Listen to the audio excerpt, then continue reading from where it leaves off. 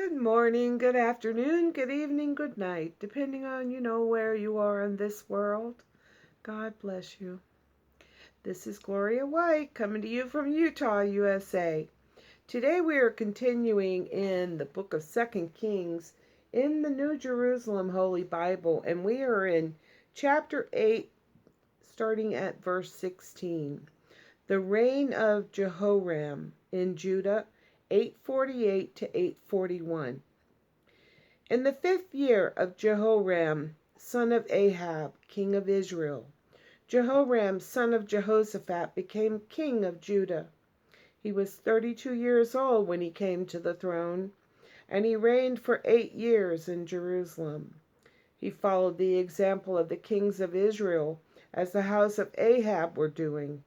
He had married one of Ahab's daughters, and he did what is displeasing to Yahweh.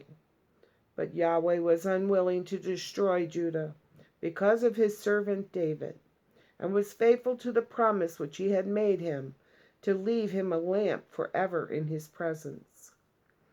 In this time, Edom threw off the denomination of Judah and set up a king for itself. Jehoram crossed to Zair, and with him all the chariots.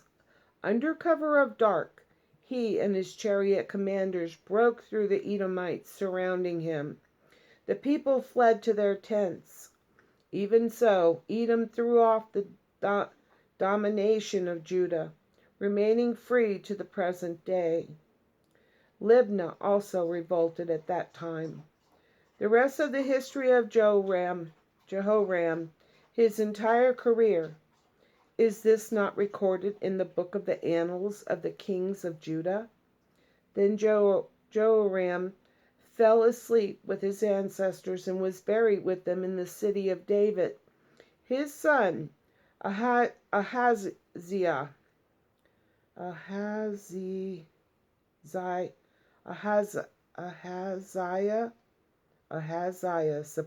succeeded him.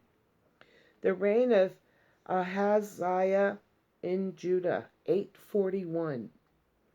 In the 12th year of Jehoram, son of Ahab, king of Israel, Ahaziah, son of Jehoram, king of Judah, became king.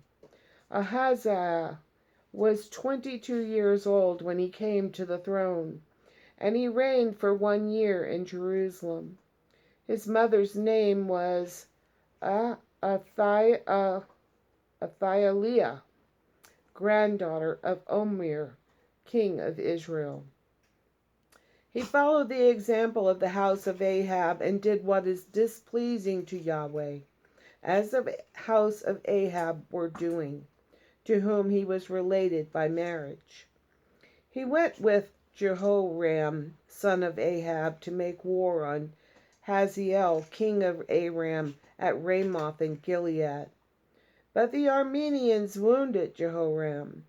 King Jehoram returned to Jezreel to recover from the wounds which he had received at Ramah, fighting against Hazael, king of Aram. Ahaziah, son of Jehoram, king of Judah, went down to Jezreel to visit Jehoram, son of Ahab, because he was ailing. Section E, the history of Jehu. A disciple of Elisha adjoins Jehu king. The prophet Elisha summoned a member of the prophetic brotherhood to him. Hitch up your clothes, take this flask of oil, and go to Ramoth in Gilead. When you arrive there, look for Jehu, son of Jehoshaphat, son of Nimshi. Then, when you find him, tell him to get up and leave his companions, and take him into an inner room. Take the flask of oil, then, and pour it over his head, and say, Yahweh says this, I have anointed you king of Israel. Then open the door and flee as fast as you can. The young man left for Ramoth in Gilead, and when he arrived, found the senior officers of the army sitting together. "I have a message for you, Commander," he said. "For which of us?" asked Jehu. "For you, Commander," he answered. Jehu then got up and went into the house, and the young man poured the oil on his head, saying, "Yahweh, God of Israel, says this: I have anointed you king of Yahweh's people of Israel. You will strike down the family of Ahab your master, and I shall avenge the blood of my servants the prophets and all of Yahweh's servants on Jezebel and on the whole family of Ahab. I shall destroy every man jack of Ahab's family, fettered or free in Israel. I shall make the house of Ahab like the house of Jeroboam, son of Nebat, and of Baasha, son of Ahijah. As for Jezebel, the dogs will eat her in the field of Jezreel. No one will bury her."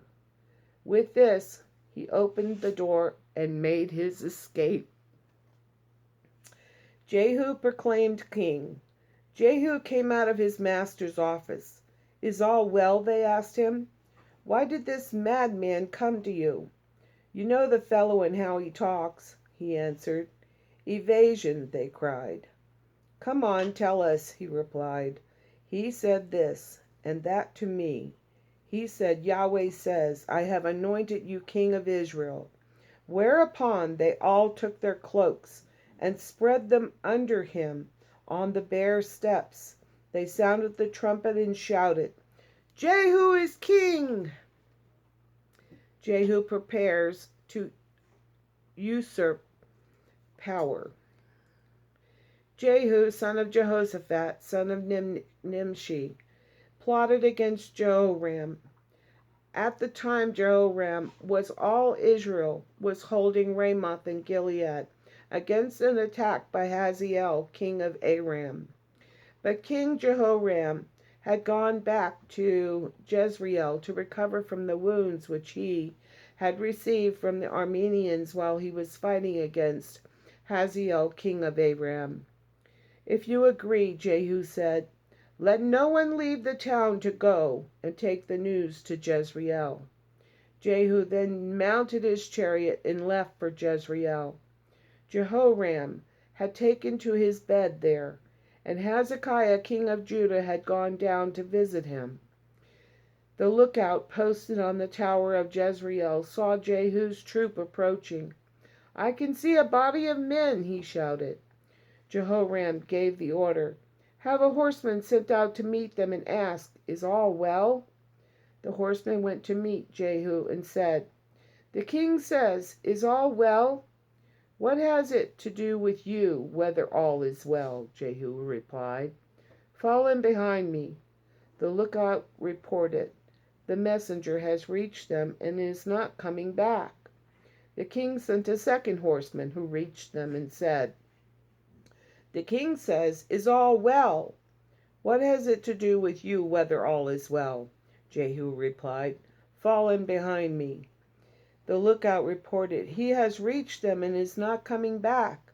The manner of driving is like that of Jehu, son of Nimshi. He drives like a madman." "Harness!" Jehoram cried, and they harnessed his chariot. Then Jehoram, king of Israel, and Ahaziah, king of Judah, each in his chariot, set out to meet Jehu. They reached him in the field of Naboth of Jezreel. The Assassination of Jehoram. As soon as Jehoram saw Jehu, he asked, "Is all well, Jehu?" "What a question," he replied, "when all the while the prostitutions and countless sorceries of your mother, Jezebel, go on." At this Jehoram wheeled and fled, saying to Ahaziah, "Treason, Ahaziah!"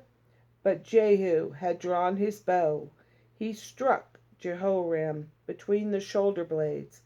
The arrow went through the king's heart, and he sank down in his chariot. "Pick him up," Jehu said to Bikar, his inquiry. I think it's Esquire. And throw him into the field of Naboth of Jezreel. Remember how when you and I manned a chariot together behind Ahab his father, Yahweh pronounced his sentence against him. This I swear, yesterday I saw the blood of Naboth, the blood of his sons, Yahweh says this, and in this same field I shall requite you. Yahweh says this, so pick him up and throw him into the field, as Yahweh declared should happen. The assassination of Hazy Eye. When Hazy Eye, king of Judah, saw this, he fled along the Bethagat road. But Jehu went in pursuit of him. Strike him down too, he said. And they wounded him in his chariot at the slope of Gur, which is near Eblim. Excuse me 1 second. Annie, what's going on? Oh, are you playing with her baby? Oh, okay. Okay, here. Oh, sorry. I was trying to see what that noise in the hall was. It was not a familiar sound. She's got a new toy, and she's whipping it. So let's see. Okay. When Ahaziah, king of Judah, saw this, he fled along the Beth-Haggan road. But Jehu went in pursuit of him. Strike him down too, he said. And they wounded him in the chariot at the slope of Gur, which is near Iblim. And he took refuge in Medigo, where he died. His servants carried him in a chariot to Jerusalem and buried him in his tomb in the city of David. Ahaziah had become king of Judah in the 11th year of Jehoram, son of Ahab. The assassination of Jezebel. When Jehu went back to Jezreel, Jezebel was told. She made up her eyes with mascara, adorned her head, and appeared at the window. As Jehu came through the gateway, she said, "How did Zimri get on after killing his master?" Jehu looked up to the window and said, "Who is on my side? Who?" And 2 or 3 officials looked down at him. "Throw her down," he said. They threw her down, and her blood splattered the walls and the horses, and Jehu rode over her.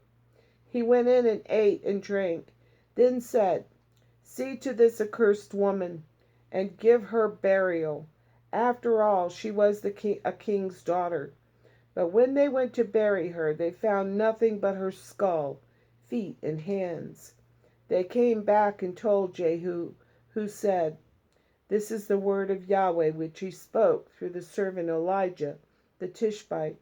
The dogs will eat the flesh of Jezebel in the field of Jezreel. The corpse of Jezebel will be like dung spread on the fields, so that no one will be able to say, 'This was Jezebel.'" The massacre of the royal family of Israel. Chapter 10. Okay, Mom. There were 70 of Ahab's sons in Samaria. Jehu sent to Samaria, to the authorities of the city, to the elders, and to the guardians of Ahab's children.